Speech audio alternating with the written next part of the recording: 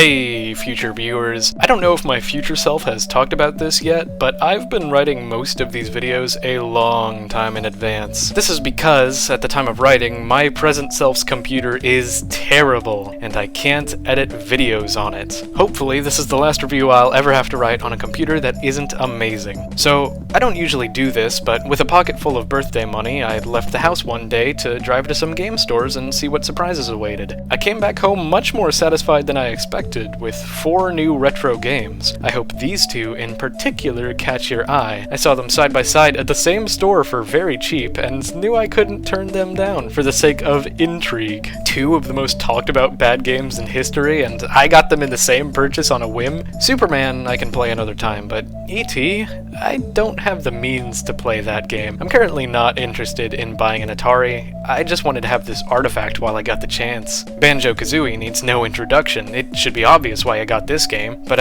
Pokémon Snap? If you haven't heard of this game, you may be questioning why it caught my attention at all. At first glance, this appears to be a very mediocre 64 game about Pokémon photography. Well, despite such a mundane premise, Pokémon Snap has quite a following. It's a surprising classic of the Nintendo 64, especially among millennial Pokémon fans who rented it from Blockbuster. So I know about it thanks to YouTubers like the J-Wits. After 2 decades, interest is renewed in Snap because of the long-awaited release of a sequel, New Pokémon Snap. And although I don't have a Nintendo Switch, I saw this 64 game at the store and thought now would be a perfect time to give it a go.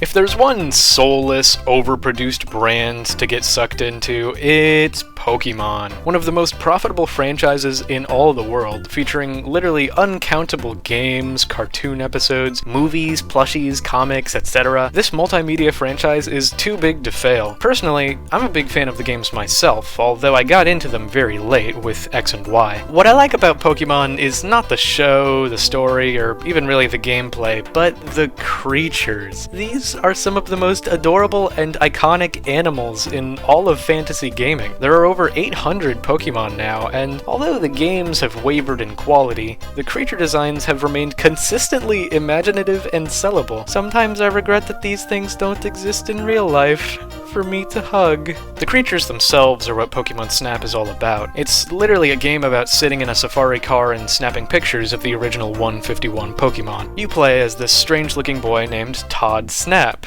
who's tasked by Professor Oak to ride around Pokémon Island and photograph all the creatures he can for scientific purposes. I, too, question how they came up with this game and why they went through with it. The answer is probably just that the market demanded spin-offs, and the company executives strived to fill that market, no matter the inanity. But the truth is that Pokémon Snap is actually really good. They didn't have to put so much thought and artistry into something like this, but they really did. It's a pleasant surprise. Technically, this game's genre is on-rails shooter, which I find interesting because it makes sense, although it's Pokémon, so you're obviously not using a real gun, but the player has very little control over their movement as they glide through these brief levels and aim their camera around. The landscapes themselves are nothing interesting, but the things within them are lively and dynamic. You just watch all the adorable little Pokémon run and dance around, sometimes interact with each other, and the actions they perform are sometimes random, allowing you to witness cool moments like this if you're lucky. The graphics are superb by the standards of the time, and the presentation is way more fluid than they actually needed to impress me. It can feel like a first-person roller coaster simulation, which is super exciting for a 64 game. I imagine it would be cool to play in VR. The levels may be super short, but by using items to interact with the Pokémon, you can cause different things to happen, uncovering secrets, earning points to impress Professor Oak, and revealing hidden Pokémon. Each level needs to be played multiple times to progress the story by triggering new events. This is one of those games where you do the same thing from start to finish, but it's so short that it never starts to feel repetitive. It only took me 2 nights and a total of 5 estimated hours to beat this game. It was very easy, but it was also a fun challenge thanks to the abundance of secrets. I didn't know if I would like this game a whole lot, but I'm pleasantly surprised. I can see what makes Pokémon Snap special. I rate it 7 out of 10.